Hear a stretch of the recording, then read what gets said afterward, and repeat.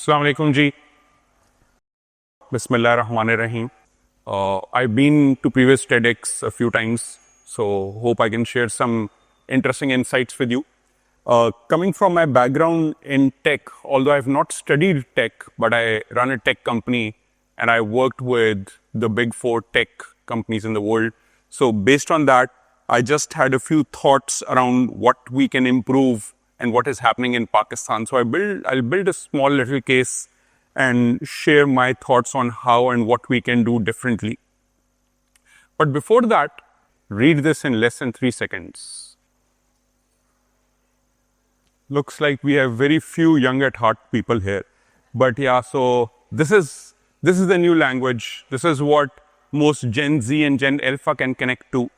And that's where we are today. Majority of Pakistan's population today is Gen Z and Gen Alpha. And hence, a dream of a digital Pakistan is critical for all of us. We really need to understand where we stand today and what we can do to improve that, and how our today's education, our today's systems can really contribute towards that. And that's what my narrative is all around. So we are in uncharted waters. We are absolutely right now where nobody has yet gone. This is the first time humans are challenged not by the physical power of a machine, but by an intelligent machine. AI is now challenging the human intelligence. Not a single machine has ever challenged human intelligence. And that's where we are. Nobody knows how to handle it. Will AI take over? Will humans continue to remain in power? All of this is still to be determined. So we are in uncharted waters. Our competitors are speeding up super fast, and we see that happening everywhere. And that's where we need to understand that it is not the survival of the fittest, but the survival of the fastest. So what we studied when I was here in school was survival of the fittest. Today we need to understand it is the survival of the fastest. You don't need to be perfect, but you need to be fast. And that's the name of the game. And where do we stand from Pakistan's perspective on that scale is something we need to understand. Mechanical technology improved as much as computing, we would have been able to go through around the world with 1 gallon of oil 2,000 times. So that's something where the scale is different. Computing, memory, now artificial intelligence, all of this is changing the world very, very rapidly. And we need to see how we can adopt to it. So this is something which I really learned the hard way. But I believe all of you, especially the faculty and the students, really need to understand you don't need to think 10%. You need to think 10x. 10x is the new formula, not 10%. You can't improve incrementally. You need to leapfrog. You need to really unlearn and relearn at a super fast pace. And that's super critical. Curriculums will become obsolete. You need to bite-sized learning. You need to consume that very, very quickly and upskill yourselves. And that's where this is important. Another important thing I've learned over the years is to have obsession with execution.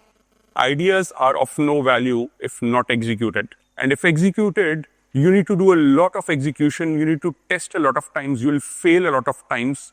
And the goal there is to fail fast. You must fail. You must learn from your failures, but you must fail fast. And so that you can improve and you can continue improving at a scale. So that's super important. So where Pakistan stands today in terms of the technology landscape is something very, very interesting to see. So we have about 30,000 registered companies in tech space in Pakistan. Out of those 30,000, 6,000 of those companies actually are into exports.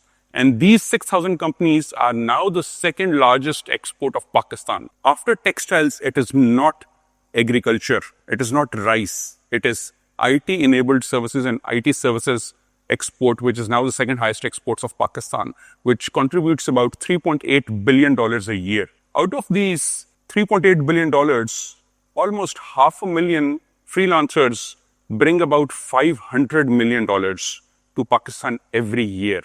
This is now growing significantly, $500 million. Remember, we go to IMF for $1 billion.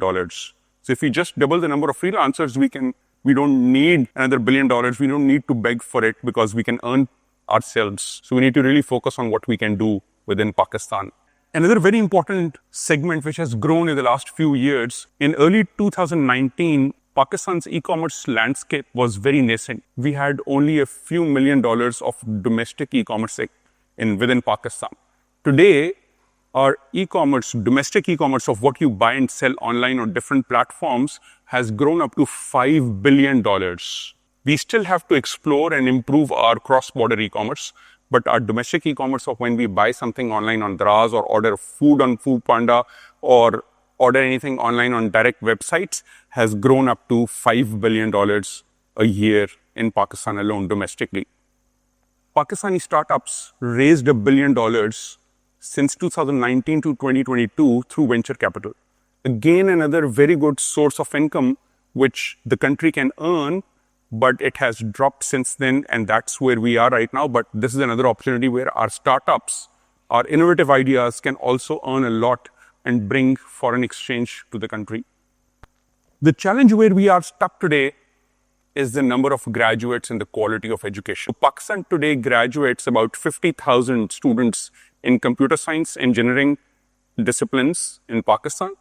And unfortunately, less than 10% of these kids are employable. The quality of education is not at par, is not what the market needs. And we really need to improve our quality of education. So this is our missing link from the supply side.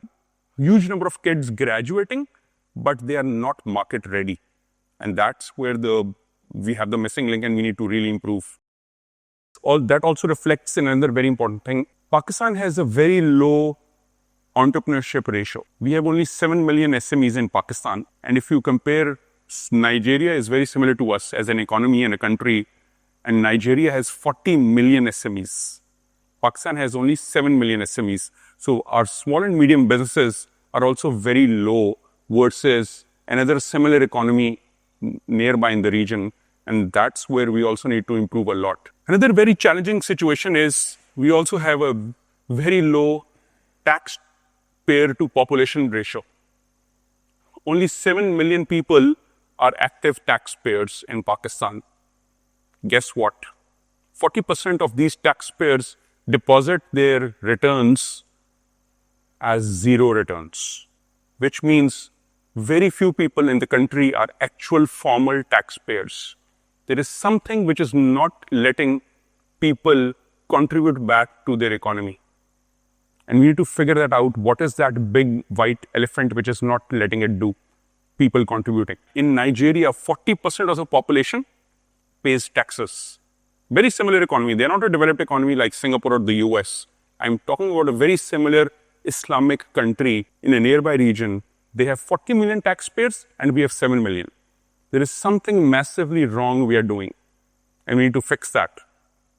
So what opportunity does Pakistan have? So Pakistan has tons of natural resources. Just to give you a bit of context, Singapore's exports is nearly $500 billion, while their population is only 6 million people.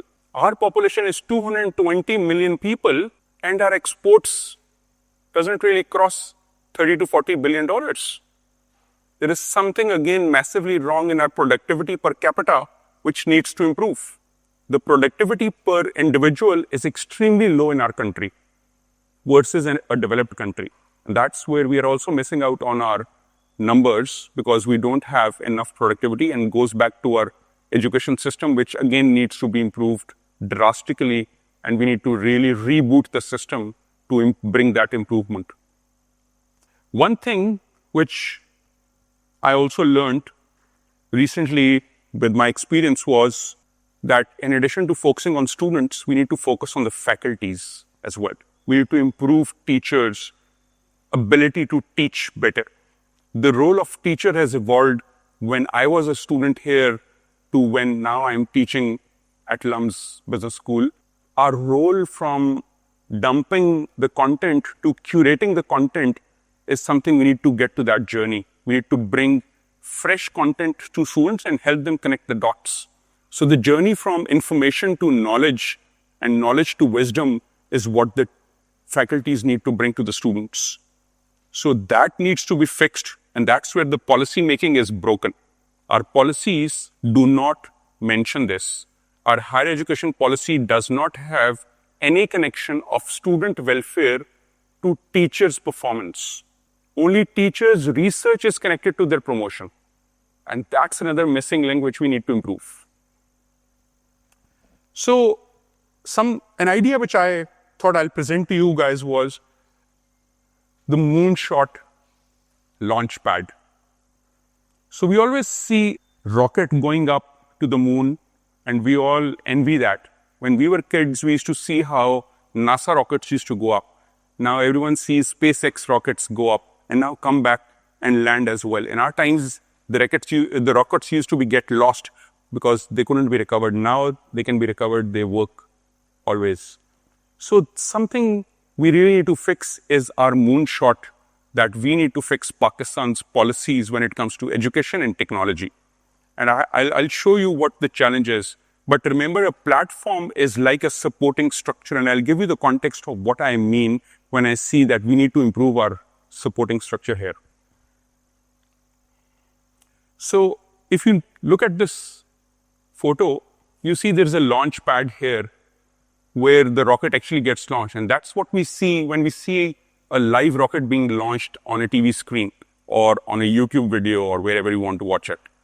But remember, this one rocket which gets launched here is because the supporting system at the bottom really functions well. That one success of a rocket up there is because of thousands of people down there who helped that one rocket and a few astronauts go to the moon. So what we are trying to do is launch a rocket as our tech ecosystem in Pakistan, but we haven't fixed our ecosystem. And we really need to do that. And that's super critical to fix our ecosystem. And one interesting thing we need to figure out is that I thought I'll show it to you guys that there are at least 3 main actors or stakeholders within that ecosystem.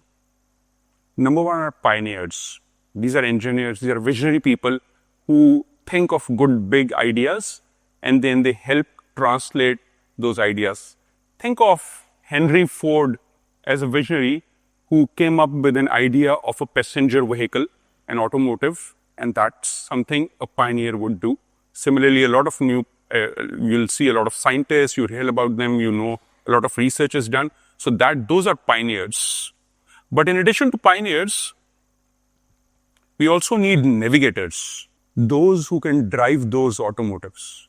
Did you ever hear that Henry Ford is driving all cars in the world? No. He pioneered a vehicle in automotive, but then there are people who learn how to drive that car, and they are specialists. A Formula One driver wasn't Henry Ford, although the automotive idea came from Henry Ford, and that's what we need to understand as well, that there are other specialists who not only are tech people, but they empower the tech ecosystem. And that's something which is they're also extremely important. Thirdly, we also need to understand that in addition to the main innovators or pioneers and those who drive those innovations, there are people who are subject specialists. So when it comes to tech, we need ed tech, education tech. That's where all of you come in, because you understand education, pedagogy, everything much better than others. Similarly, when it comes to biotech, you need doctors, you need scientists who understand science and biology better than an average person. So these 3 stakeholders or actors in the economy are the ones who bring about change. In Pakistan, we mostly, when it comes to education, focus on making sure that our kids become engineers, whether it's mechanical engineering or software engineering. We don't really think about the larger ecosystem, the launch pad, which helps launch that rocket. So engineers need business people. Engineers need finance people. Engineers need lawyers. Engineers need, to be very honest, good chefs as well. If they are not fed properly, they wouldn't work properly. So you need a lot of ecosystem to be developed around that so that those pioneers can deliver. And we in Pakistan miss that. We don't have an ecosystem.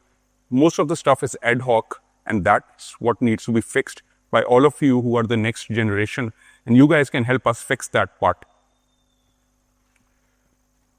So just to close up, what I propose is, if you mostly see Pakistan's policies and ecosystem from an economic perspective, we have always focused on IT services exports. Pakistan is heavily focused on exports because we think developing exports brings us foreign exchange, and that helps us continue working as a country. Whereas you won't believe, so for example, Pakistan's exports is $3.8 billion. Bangladesh IT exports is $5 to $6 billion. Philippines exports is $40 billion.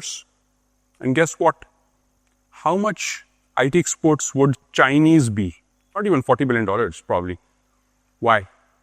Because they focus on something which we missed out on, which was domestic innovation. We never innovated domestically. We were always focused on exporting services. We never developed our own ecosystem. Whereas if you go to China today, you see all payments are digital, QR code based. Even the beggars get paid on a QR code in China. And that's true. They have a QR code and you pay your beggars with a QR code. So they actually focus on domestic innovation, which we missed out on.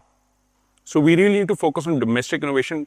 Maybe exports alone is not the best thing to focus on all the times. And one important thing we also missed out on was digital transformation of our local businesses. So we are very paper-centric today.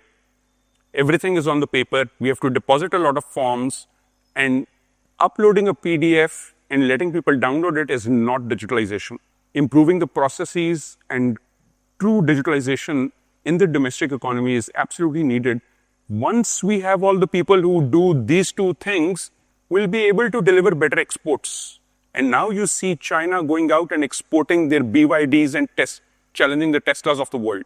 Just because they domestically developed super great systems.